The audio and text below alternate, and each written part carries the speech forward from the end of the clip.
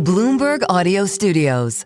Podcasts, radio, news. All right, we're going to stay on global relationships, the economies that drive them, and turn on over to Dr. Adam Posen. He's president of the Peterson Institute for International Economics. He joins us from, I believe, the nation's capital on this Tuesday. Yes, Washington, D.C. Dr. Posen, good to have you back here on Bloomberg and on Bloomberg Business Week Daily. These relationships, I first got to ask you, watching the relationship, what seems to be a very close relationship between the United States and Saudi Arabia, and I think about their economies. How do you see it? What's significant for you here in watching this? Thank you, Carol, for having me back on Bloomberg Business Week Daily. I want to pick up on some things you discussed with your previous guest, which is there is a huge economic, leaving aside the national security incentive, for Saudi to behave in this way, in that MBS, the Crown Prince, has very definitely been seeing part of his agenda to try to transition Saudi away from overdependence on export of fossil fuels. And it's the right thing for them to do from the economic perspective. And obviously, Saudi, for many decades, has been accumulating surpluses of cash and trying to invest them. They've been trying to diversify. I wouldn't go quite as far as your previous guest did in extolling how much Aramco's diversified, but they've been trying. I think the deeper integration with the U.S. is a path towards that, and it is a credible path towards that. That's not to say they haven't been doing a lot of good things in terms of domestic investment and on the economic front on liberalization. They have. And I know a lot of very serious money investors who are very excited by this. But just to say this puts them on the path. For the U.S., however, I think it's less important economically. It is more about the security relationship, or at least it should be.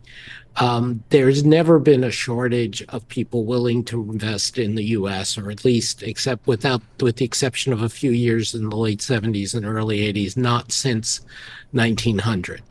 And that remains the case, even though things are happening to make the U.S. a little less attractive.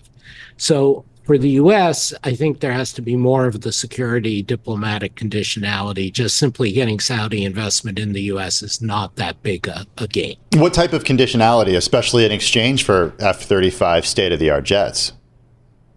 Well, Tim, I think that's the right question, and I would not say it necessarily needs to be tied to Israel recognition in the Abraham Accords, but it needs to be tied to something of that caliber. So maybe it's something about how they're relating to Iran, or something about the Saudi mutual guarantees with Pakistan, some sort of agreement on how the Saudis will influence Pakistan. Or maybe it's about the investment which the Saudis have indicated they're willing to do in rebuilding Gaza and dealing with what will be refugee issues there. All I'm saying is that it has to be something substantial. But I also think you want the F-35s, of course, are a big carrot, but you also want to think of it in terms of the relationship. And this is what is key, whether it's UK or Saudi or Japan. So. Adam, you talk about relationships, and I think about something that came up questioning by reporters of the president and MBS while at the White House, and that is about kind of the relationships that the Trump organization has with Saudi Arabia on business deals. And we have a story in the Bloomberg about the Trump organization planning a luxury resort in the Maldives with a Saudi Arabian partner. It's just one case. I'm just curious, you've watched, you've talked about, you've analyzed different administrations. This kind of what seems to be a mixing melding. I know the president answered the question. He said, I have nothing to do with family business. But how do you see this? No, I appreciate your asking that, Carol. And I don't want to be mean, but it doesn't matter whether the president literally in the narrow sense has nothing to do with it or not.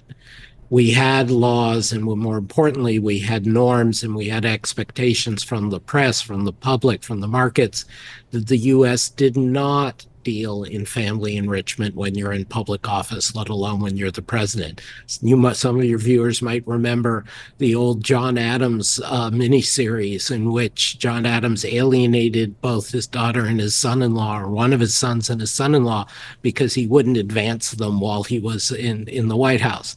And what matters is this very strong perception, which is obvious in Qatar, in the United Arab Emirates, and Saudi, but even with the gold that was offered just the other day to the president, that there is this perception that you link things. Now, I don't want to over dramatize this. There are a lot of countries in the world, including Saudi, including Turkey, including China, where this kind of ties go on between the leaders' families and chosen friends and foreign policy and other governments. It's not good, it's not fair, it's wasteful and distortionary, but it's also not the end of the world. Businesses and investors can proceed. But for the U.S., this is, going back to your original question, this is a huge step change. We've not seen anything like this, at least since Teddy Roosevelt, meaning 120 years. So just to be fair, because we certainly get feedback from our audience, and to say that the president says, I'm not involved though, and we've had, any president that walks into the White House, Republican or Democrat, certainly has allegiances to industries or so on. I agree. It's never going to be absolute. And we all know the stories of people going back to Jimmy Carter's brother selling beer, that there's always relatives who try to profit on these things. But so again, this isn't about ascribing malevolent intent, but you want to have a system in place where people expect and feel, particularly investors, but also average citizens expect and feel that this is an exception, not the rule, that you occasionally have the rogue family member, but that on the one hand, policy choices are not being driven and being perceived as driven by these things. And on the other hand, that economic choices are being made on a commercial basis. And that's why no matter how many times people of different parties and different administrations or appointments fail on this front, you want to have a system of scrutiny and rules and presumptions that discourages our elected officials from being so overt about it. I think, to be fair, the Trump administration and the sons of President Trump and Secretary Lutnick and the Middle East negotiator guy and all these people, they're being very open.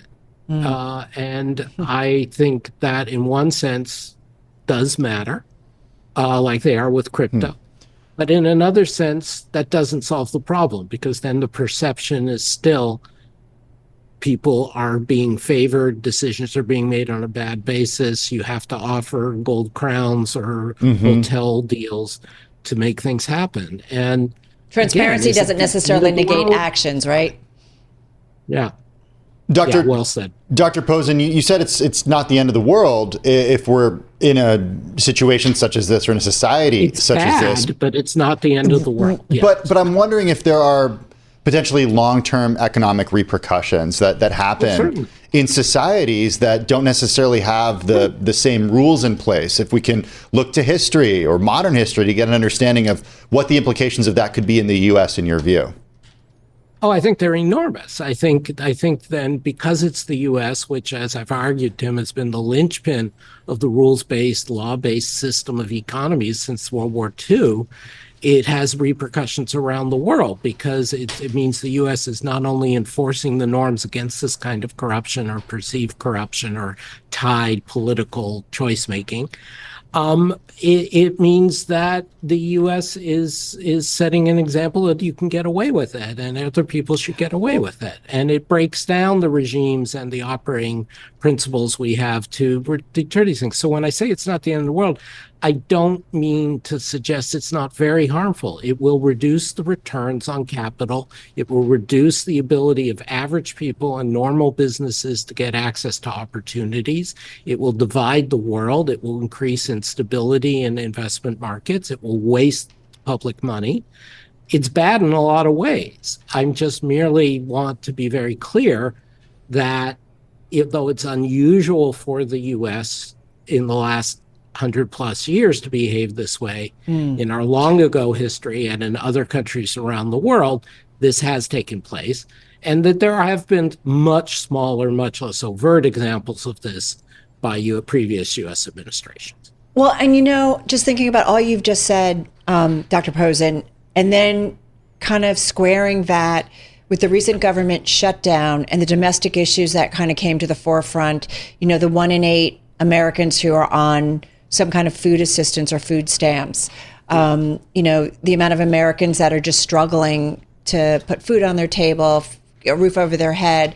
I want to bring it down then with so much focus on global issues. And some would say when you're president, you have to look beyond the U.S. borders as well as within the U.S. borders. But having said that, what is it that, is maybe being ignored in your view domestically that's really got to be addressed? Again, you're asking very profound questions. I'll just say that in an enlightened administration, the reason you get involved in the rest of the world is because it ultimately is if you set up a rest of the world that feels safer and less corrupt and more stable and less subject to disease and refugee flows and wars, that's ultimately to the benefit of the average American. And if you have open and free commerce on a rules-based basis, that raises American opportunities and American citizens' purchasing power. So I agree with you. There's a question of how you prioritize. And this goes to the point with Saudi. I'm not sure that should be the biggest priority of an American administration right now. It's fine. You can walk and chew gum. It can be one of the things.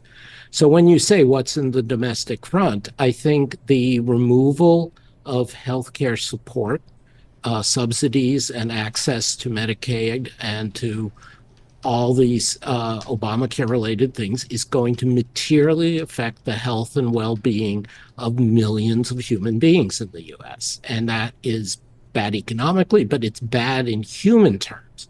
I think the reduction of options through the anti-migration policies, through other policies that make it so more people, mostly women in late middle age, have to stay home to be caregivers to elders and to children and to disabled people is materially bad for humans and is a huge pressure on people. And I think the combination of anti-migration policy, attacks on the Fed, tariffs, deal making, some of which looks corrupt, all adds to a more inflationary environment, which reduces real incomes for people. So there's a whole bunch of things on the domestic front. But I just want to say that it's not about choosing the global versus the domestic. It's about choosing the self-interested versus the public welfare. I think we need to leave it there. That I got to say, sometimes I'm in awe of our guests, and I certainly am on this Tuesday. Dr. Posen, thank you so much. Really appreciate all we could. Thank you for having me. Same here. Thank you for joining us. Dr. Adam Posen, president of the Peterson Institute for International Economics.